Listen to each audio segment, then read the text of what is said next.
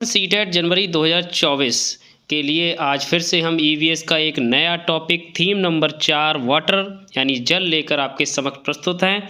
आज हम आपको कराएंगे फिर से 30 एमसीक्यू जो बेस्ड होंगे पीवाईक्यू जो 2011 से 2013 की परीक्षाओं में सीटेट की पूछे गए हैं, जिससे आपको एक आइडिया भी मिलेगा कि परीक्षा का पैटर्न क्या है, किस तरह के प्रश्न पूछे जाते हैं और आप प्रश्नों को ठीक कर पाएंगे।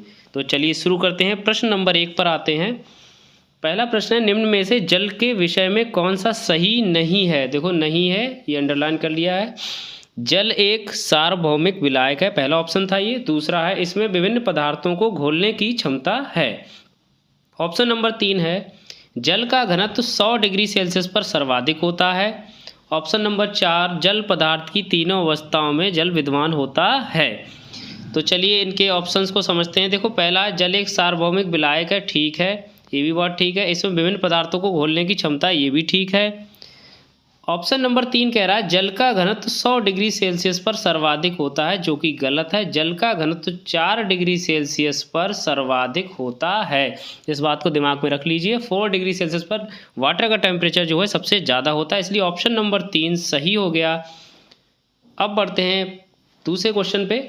निम्नलिखित में से कौन अन्य से भिन्न है। नदी, पर्वत, झील, तालाब, झरना। एक ग्रुप दिया है, इनमें से अलग कौन सा ये बताना है। ऑप्शन है नदी, पर्वत, झील, झरना। तो आपको पता है ये सारे जो है वाटर सोर्स कौन कौन से। नदी भी वाटर सोर्स है, झील भी वाटर सोर्स है, तालाब भी है और झरना भी है। पर्वत क्या है, जल का स्रोत नहीं है, इसलिए क्वेश्चन नंबर 2 का सही आंसर हो गया ऑप्शन 2 पर्वत। प्रश्न नंबर 3 है, बाष्पीकरण यानी वेपराइजेशन विषय पर बच्चों की विवेकाधीन सोच का आकलन निम्न में से किस प्रश्न के द्वारा किया जा सकता है। पहला ऑप्शन है, जल चक्र के लाभ लिखिए। दूसरा है, जल चक्र पर आरेख बनाएं और उसे नामित करें। तीसरा है, यदि जल चक्र ना हो तो क्या होगा। ऑप्शन नंबर डी है, जल चक्र में शामिल चरणों का उल्लेख करें। ठीक है, तो देखिए इसमें सही ऑप्शन जो है क्वेश्चन नंबर 3 का है, वो है ऑप्शन नंबर बी, जल चक्र पे आरेख बनागा और उस सारे क्रमों को उनको एक तरह से नामित करना। ठीक है, अगले प्रश्न की ओर बढ़ते हैं। प्रश्न नंबर 4 है, पारंपरिक तरीके से जल संग्रहण के लिए हमारे देश में उपयोग की जाने वाली संरचना है। ट्यूबवेल, बावड़ी, बोरवेल, हैंडपम्प। तो इसका सही आंसर है बावड़ी, यानी कि जल संग्रहण किसमें किया जाता है, बावड़ी। ठीक है, प्रश्न नंबर 5 है, निम्न में से कौन से पदार्थ जल में घुलनशील हैं। ऑप्शन है दूध, चीनी, शहद। ऑप्शन 2 है तारपीन, नींबू का रस, पेट्रोल। ऑप्शन नंबर 3 है मिट्टी का तेल, केरोसिन, नमक, साबुन। ऑप्शन 4 है चीनी, सिरका, नमक। तो इनमें ये ग्रुप देखना जिसमें तीनों घुलने वाले हैं। तो क्वेश्चन नंबर 5 का सही आंसर है चौथा, चीनी, सिरका, नमक। अब जरा इसके हम लोग इसकी डिस्क्रिप्शन पढ़ लेते हैं। जैसे जल में घुलनशील कौन कौन से हैं, सिरका है, नींबू का रस है, नमक है और चीनी है। ये सारे कैसे हैं, जल में घुलनशील। अघुलनशील कौन से हैं, सरसों का तेल, केरोसिन, बालू, चाक पाउडर, लकड़ी का बुरादा। अगर ये आपको पता होंगे तो मतलब ग्रुप में एक जरूर ऐसा होगा जो बाकी दोनों घुलने वाले होंगे, एक नहीं घुलने वाला होगा, और एक ऑप्शन ऐसा होगा इसमें तीनों घुलने वाले होंगे। ठीक है, उससे आप पहचान कर सकते हैं। प्रश्न नंबर 6 है, पृथ्वी पर मीठे जल की उपलब्धता। मीठे जल का मतलब जिसमें लवण ना हो, अलवणता वाला जल बहुत कम है। कुल उपलब्ध मीठे जल की निम्न में से किसमें मीठे जल की प्रतिशतता सर्वाधिक है, यानी परसेंटेज किसमें ज़्यादा है। इनमें से सोर्सेज दे रखे हैं, नदियाँ, झरने, हिमनद, जलप्रपात। तो इसका सही आंसर है हिमनद, यानी ग्लेशियर्स जो हैं उनमें सबसे ज़्यादा मतलब अलवण वाला जल है। प्रश्न नंबर 7 है, भूमिगत जल के स्तर की क्षीणता का मुख्य कारण क्या है, यानी वाटर लेवल जो हम कहते हैं ना डाउन हो रहा है, उसका मेन रीज़न क्या है। सही उत्तर का चुनाव कीजिए। पहला है वर्षा का कम होना, वृक्षों का आवरण कम होना, सिंचाई हेतु नलकूपों तथा हाथ के पंपों का उपयोग होना, नदियों का रुख बदलकर बांध बनाए जा रहे हैं। तो क्वेश्चन नंबर 7 जो है उसका सही आंसर ऑप्शन नंबर 3, सिंचाई हेतु नलकूपों तथा हाथ के पंपों का उपयोग होना। प्रश्न नंबर 8 है, पानी की उपलब्धता पर एक पाठ के संबंध में निम्नलिखित में से कौन प्रामाणिक कार्य होगा। कौन सा प्रामाणिक कार्य होगा। ऑप्शन 1 है, छात्रों को अपने परिवार के साथ चर्चा कर पानी के संरक्षण के लिए कुछ आदतें बदलने के लिए कहना। छात्रों को एक लघु सिंचाई प्रणाली बनाने के लिए कहना जो यह दर्शाए कि किसान पानी का अधिक कुशलता से उपयोग कैसे कर सकते हैं। पानी के जो स्रोत पीने के लिए उपयुक्त नहीं उन पर चिपकाने के लिए स्टिकर बनाना। स्थानीय नगर निगम द्वारा आपूर्ति किए जाने वाले पानी की शुद्धता का निरीक्षण करने के लिए एक संकेतक बनाना। तो हमें किस पे बनाना है? पानी की उपलब्धता पर। तो सीधी सी बात है, हम जो है प्रैक्टिकली करेंगे ये काम, यानी हम अपने आसपास से, समुदाय से, पड़ोस से, उस नॉलेज पे बेस्ड हम ईवीएस पढ़ते हैं। तो क्वेश्चन नंबर 8 का आंसर हो गया पहला, छात्रों को अपने परिवार के साथ चर्चा कर पानी के संरक्षण के लिए कुछ आदतें बदलने के लिए कहना। प्रश्न नंबर 9 है, कई स्थानों पर अम्ल वर्षा जलीय विविधता को प्रभावित कर रही है। अम्ल वर्षा निम्न में से किन प्रमुख रसायनों के कारण होती है? ऑप्शन 1 है हाइड्रोक्लोरिक अम्ल तथा सल्फ्यूरिक अम्ल, यानी जिसको बोलते हैं HCl और H2SO4। इसके अलावा नाइट्रिक अम्ल तथा सल्फ्यूरिक अम्ल यानी HNO3, नाइट्रिक अम्ल यानी HNO3 और H2SO4। ऐसी एसिटिक एसिड यानी CH3COOH वाला, और sulphuric acid H2SO4 high, hydrochloric acid तथा नाइट्रिक एसिड। तो इसका सही आंसर है प्रश्न नंबर 9 का ऑप्शन नंबर 2, यानी HNO3 और H2SO4 नाइट्रिक अम्ल तथा सल्फ्यूरिक मतलब अम्ल होता है किसमें? अम्ल वर्षा में। प्रश्न नंबर 10 है, तरुण भारत संघ एक ऐसी संस्था है जो जल के संरक्षण के लिए कार्य करती है। इस संस्था के प्रधान निम्न में से कौन है? उसको आपको चुनना है सही विकल्प। ऑप्शन है मेधा पाटेकर, सुंदरलाल बहुगुणा, राजेंद्र सिंह, PC जोशी। तो प्रश्न नंबर 10 का सही आंसर है राजेंद्र सिंह। तरुण भारत संघ किससे रिलेटेड है ये भी याद रखिए, जल संरक्षण से।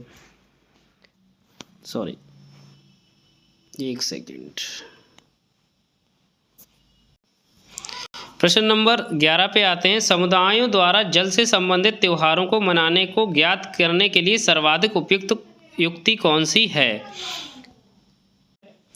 सहकर्मी सामूहिक अधिगम, समुदायों के त्योहारों के वीडियो देखना, परिवार तथा समुदाय में बुजुर्गों से बातचीत, अंतःक्रिया करना, शिक्षक से चर्चा करना।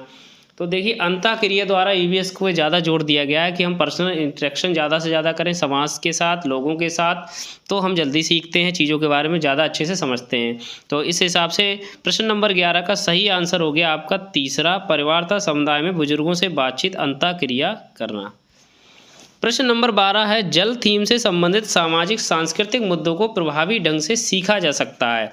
भूमिका निर्वाह द्वारा यानी रोल प्ले द्वारा, विद्यार्थियों के बीच वास्तविक संवाद के द्वारा, क्षेत्र भ्रमण के द्वारा, प्रदर्शन और गृह कार्य के द्वारा। ऑप्शन है ABC, CD, D केवल, C केवल। देखो ऑप्शंस को भी आप जो देखेंगे ध्यान से तो आपको समझ में आ जाएगा। पहली चीज़ तो रोल प्ले द्वारा, ये तो ठीक बात है। विद्यार्थियों के बीच वास्तविक संवाद द्वारा, ये भी बात ठीक है।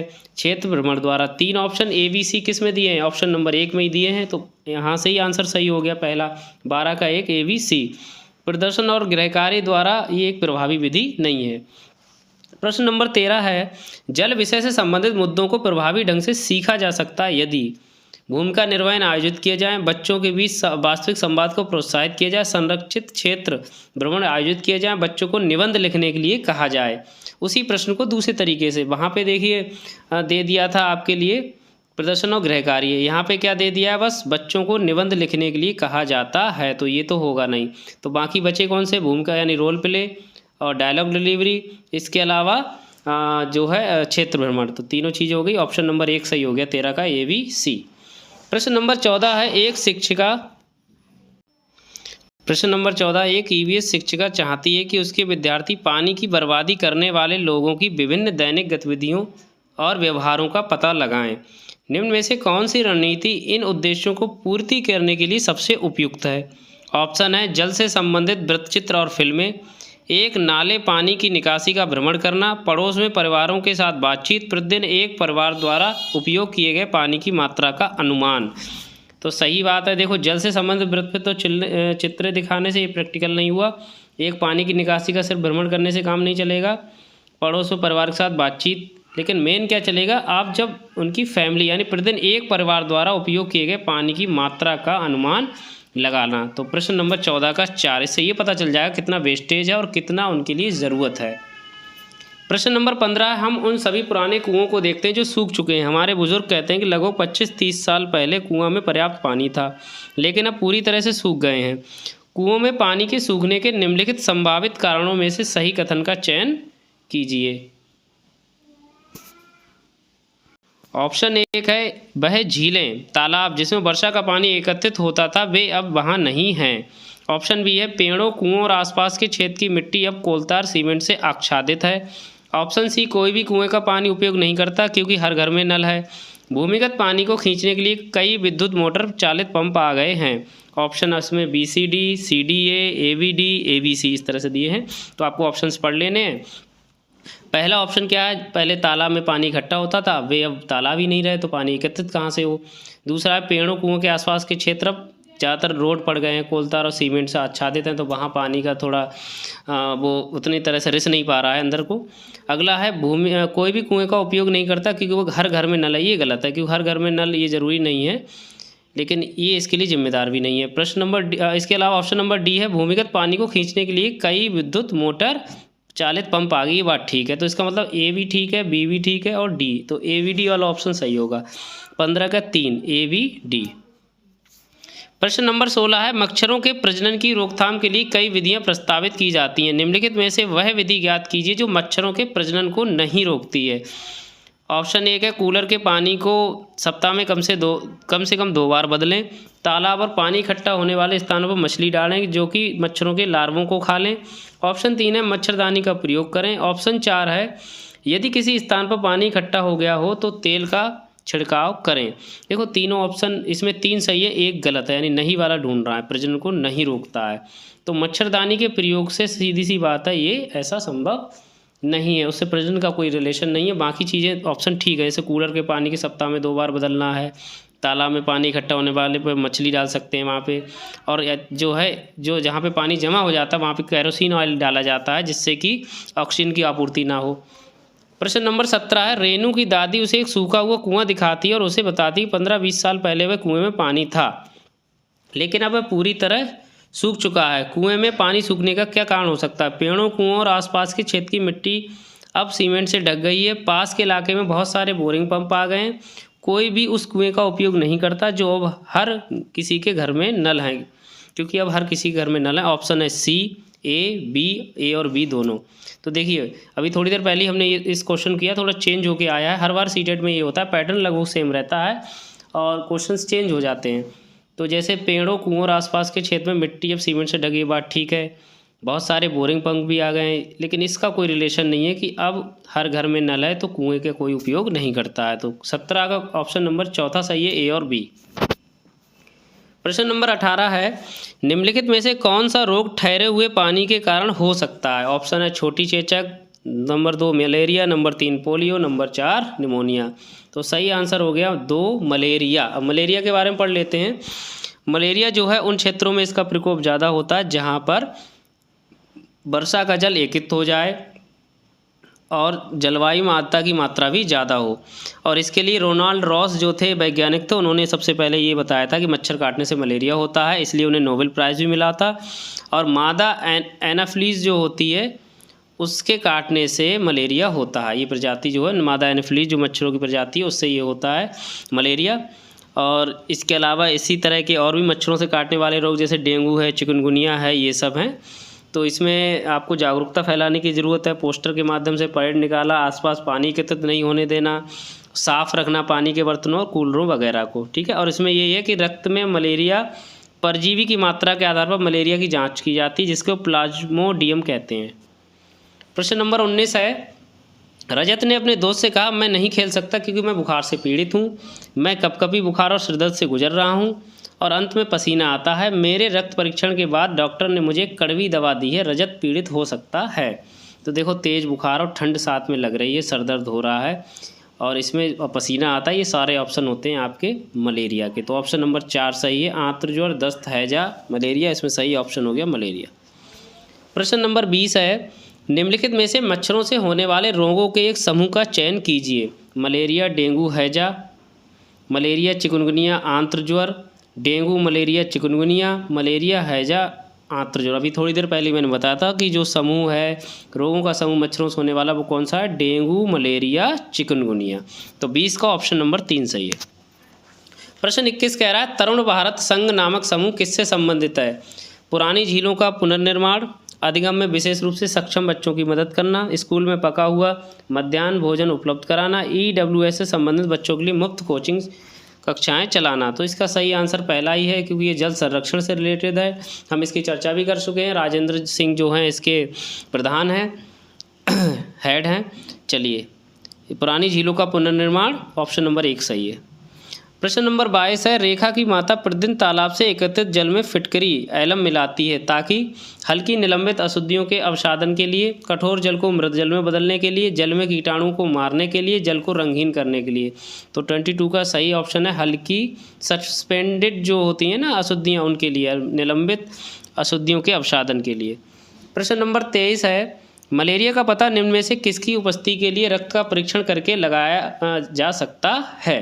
पहला है रक्त में यकृत की कोशिकाओं का वितरण, नंबर 2 है खारे पानी में मच्छर के लार्वा, नंबर 3 लाल रक्त कोशिकाओं में मच्छर के अंडे, नंबर 4 है लाल रक्त कोशिकाओं में प्लाज्मोडियम। तो सही आंसर हो गया 23 का चौथा। RBC जो होती है उनमें प्लाज्मोडियम जो होता है उससे पता लगाते हैं मलेरिया का। प्रश्न नंबर 24 है, क्वथन और बाष्पीकरण के बीच क्या अंतर होता है। पहला है क्वथन पानी के अवस्था में परिवर्तन का कारण होता है, जबकि बाष्पीकरण अवस्था में परिवर्तन का कारण नहीं होता है। ऑप्शन 2 है बाष्पीकरण किसी भी तापमान पर हो सकता है, जबकि क्वथन नहीं हो सकता है। ऑप्शन 3 है क्वथन तरल के आयतन में कमी का कारण होता है और जबकि बाष्पीकरण नहीं होता है। ऑप्शन नंबर 4 है क्वथन तरल का वाष्प में परिवर्तन देखा जा सकता है, लेकिन बाष्पीकरण नहीं देखा जा सकता। तो 24 का सही आंसर है ऑप्शन नंबर 2, बाष्पीकरण किसी भी तापमान पर हो सकता है, जबकि क्वथन नहीं हो सकता। यानी वेपराइजेशन जो होता है वो किसी भी टेम्परेचर पर, जबकि क्वथन का होगा जो उसका बॉइलिंग पॉइंट होगा, जो भी लिक्विड आप कर रहे हो उसका जो बॉइलिंग पॉइंट होगा उसी पे होगा क्वथन। और बाष्पीकरण वेपराइजेशन किसी भी टेम्परेचर पे होता है। इसी वजह से हमारा जो जल चक्र है वो इसी बाष्पीकरण के सिद्धांत पर ही काम कर रहा है। प्रश्न नंबर 25 है, निम्नलिखित में से कौन सा अन्य से भिन्न है। वनोन्मूलन, मरुस्थलीकरण, अपरदन, संरक्षण। देखिए बाकी के तीनों तो प्रॉब्लम है, संरक्षण एक तरह से सॉल्यूशन है। तो तीनों तो वनोन्मूलन है, मरुस्थलीकरण है, अपरदन है, ये सारी समस्याएं हैं और सही आंसर संरक्षण करना चाहिए इन सबका हमें। तो ये अलग हो गया, तो 25 का चौथा हो गया संरक्षण। प्रश्न नंबर 26 है, एक प्राथमिक स्तर की अध्यापिका जलाभाव कक्षा 4 के बच्चों को प्रभावपूर्ण तरीके से किस प्रकार आंकेगी। बच्चों को जल संरक्षण पर नारे लिखने के लिए कहकर, उपयुक्त विषय पर एक लिखित परीक्षा का आयोजन करके, यह पता करके कि उसने अपने दैनिक जीवन में जल की बचत कैसे प्रारंभ की, जल संरक्षण में पोस्टर बनाने की गतिविधि का आयोजन करके। जलाभाव यानी जल की कमी, यानी जल की कमी पे ही कक्षा 4 के बच्चों को जो है हमें आकलन करना है। तो इसका सही आंसर है 26 का C, यह पता करके कि उन्होंने अपने दैनिक जीवन में जल की बचत कैसे प्रारंभ की है। प्रश्न नंबर 27 है, जल एक संसाधन के संबंध में कथन A व B व C को ध्यान रखते हुए सही विकल्प का चुनाव कीजिए। ऑप्शन नंबर A है पृथ्वी पर जल ना बढ़ाया जा सकता है ना घटाया जा सकता है। ऑप्शन नंबर B है केवल 2.7% पृथ्वी का पानी मानव उपयोग के लिए उपयुक्त है। ऑप्शन C है जल एक नवीकरणीय संसाधन है। अब इसमें आपको बताना है क्या A और B सही हैं, क्या B और C सही हैं, क्या A और C सही है, या A B C तीनों सही हैं। तो पहले ऑप्शन देखिए, पृथ्वी पर जल ना तो बढ़ाया जा सकता है ना घटाया जा सकता है, बिल्कुल सही है। दूसरा ऑप्शन भी ठीक है, 2.7% पानी का मानव उपयोग के लिए उपयुक्त है। ऑप्शन नंबर C जल एक नवीकरणीय संसाधन है, ये भी ठीक है। तो सही ऑप्शन हो गया चौथा, A और B और C तीनों सही।